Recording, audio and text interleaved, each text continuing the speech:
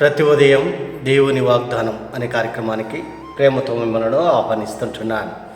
ఈ ఉదయకాల సమయంలో దేవుడు మన కొరకు ఏర్పాటు చేసినటువంటి వాక్యభాగము 36వ కీర్తన 8వ వచనాన్ని ధ్యానించుకుందాం.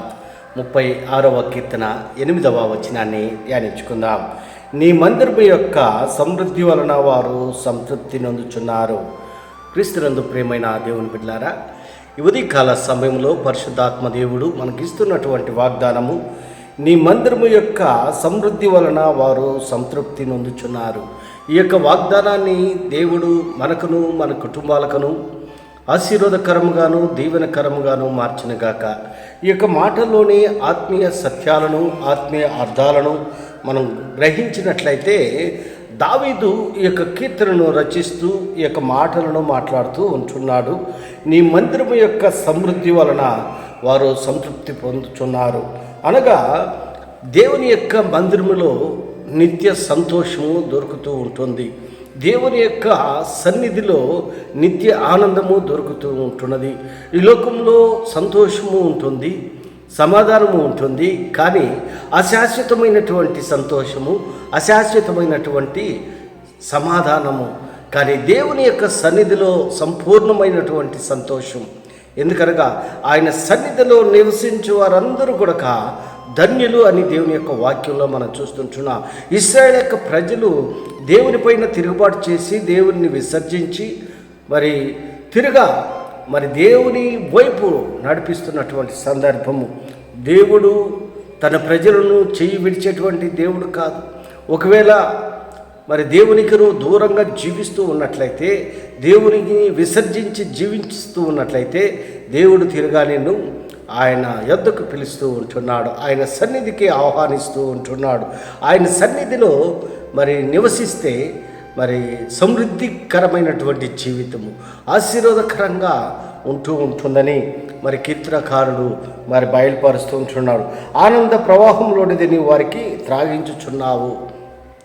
ఆయన సన్నిధిలో ఏ రీతిగా ఇశ్రాయేలు యొక్క ప్రజలు అరణ్య యాత్రలో ఉన్నప్పుడు దేవుడు వారికి ఆహారాన్ని సమకూర్చాడో, నీరును వారికి మధురమైనటువంటి జలముగా మార్చాడో మనం చూడగలము. ఆ యొక్క చరిత్రలో దేవుడు వారికి తోడుగా ఉన్నంత కాలము, దేవుడు వారికి తోడుగా ఉన్నంత కాలము ఆశీర్వదింపబడ్డారు, దీవింపబడ్డారు.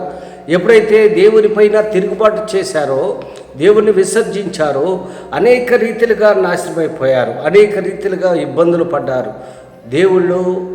దేవుని సన్నిధి తోడుగా ఉన్నంత వరకు దీవెనకరంగా ఉంటాం. దేవుణ్ణి మనం విసర్జించినట్లయితే, దేవుని సన్నిధికి రాకుండా మనం వెనకబడి ఉన్నట్లయితే దేవుడు కూడా మనల్ని శిక్షిస్తాడు. ఇశ్రాయేలు ప్రజలను శిక్షించాడు. ఎందుకనగా ఆయన కోపడేటువంటి దేవుడు. ఆయన కోపము నిమిషం మాత్రమే ఉంటుంది, కానీ ఆయన దయ ఆయుష్కాలం అంతా ఉంటుంటుంది. క్రీస్తునందు ప్రియమైన దేవుని బిడ్డలారా, నీ మందిరం యొక్క సమృద్ధి వల్ల వారు సంతృప్తి నొందుతారు. ఆయన సన్నిధిలో నివసించే వారందరూ కూడా సంతృప్తిగా ఉంటున్నారు. ఆయన సన్నిధిలో నివాసం చేసేటువంటి వారు ఆశీర్వదింపబడ్డట్లుగా మనం చూస్తుంటున్నాం. దావీదు వ్యక్తిగత అనుభవంలో మనం చూస్తూ ఉంటున్నాం. దేవుడు ఏ రీతిగా దావీదును హెచ్చించాడు, దావీదు ఏ రీతిగా దేవుని సన్నిధిలో గడిపాడు. దేవుని సన్నిధిలో గడిపినప్పుడు దావీదు అంతకంతకు దీవింపబడ్డాడు, ఆశీర్వదింపబడ్డాడు. క్రీస్తునందు ప్రియమైన దేవుని బిడ్డలారా, నీవు ఆశీర్వాదకరంగా ఉండాలని, దీవింపబడాలని నువ్వు ఆశపడుతూ ఉన్నట్లయితే ఆయన సన్నిధిలో జీవించాలి, ఆయన మందిరంలో నువ్వు జీవించాలి. ఆయన మందిరంలో నివసించేవారు అందరూ కూడా ధన్యులని దేవుని యొక్క వాక్యంలో మనం చూస్తుంటాడు. ఆ ధన్యకరమైనటువంటి జీవితాన్ని నువ్వు పొందుకోవాలంటే ఆయన సన్నిధిలో గడపాలి. దావీదు దేవుని సన్నిధిలో గడిపాడు. అందుకే దావీదును అంతకంతకు ఆశీర్వదించాడు, దీవించాడు. ఆయన యొద్దకు వచ్చి వారిని ఏమాత్రమును త్రోసివేసేటువంటి దేవుడు కాదు. ఇదే అనుకూల సమయం. ఈ సమయంలో నువ్వు ఒక తీర్మానం చేసుకొని దేవుని సన్నిధిలో గడిపేదానికి నువ్వు ఇష్టపడుతూ ఉన్నట్లయితే దేవుడు నిన్ను ఆశీర్వదించేదానికి, దేవుడు నిన్ను దీవించేదానికి ఆయన సిద్ధంగా ఉంటున్నాడని ఈ కొద్ది మాటల ద్వారా నేను హెచ్చరిక చేస్తుంటున్నా. దేవుడి యొక్క మాటలను మరెక్కువగా మీకును మీ కుటుంబాలకు ఆశీర్వాదకరంగాను దీవెనకరంగాను మార్చింది కాక. ఆమేన్.